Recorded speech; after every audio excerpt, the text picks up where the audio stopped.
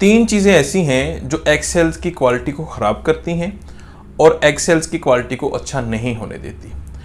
इसमें सबसे बड़ा हाथ जो है वो हार्मोन्स के इम्बैलेंस होने का है। दूसरी चीज़ जो है पीसीओडी है।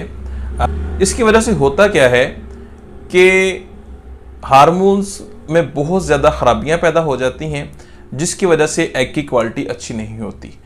तीसरी चीज़ जो है वो है थायराइड के हार्मोन्स का बिगड़ जाना। ये तीनों चीज़ें जब तक ओके नहीं होंगी तब तक एग सेल्स की क्वालिटी अच्छी नहीं होगी।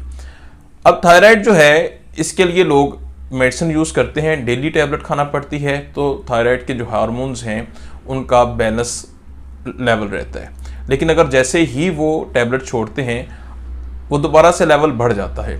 अल्हम्दुलिल्लाह अज़्ज़ा वजल मेरे क्लिनिक पर जो इसका ट्रीटमेंट किया जाता है वो मुस्तकिल ट्रीटमेंट होता है और उसमें आपको ये नहीं है कि आपने रोज़ टैबलेट लेनी है।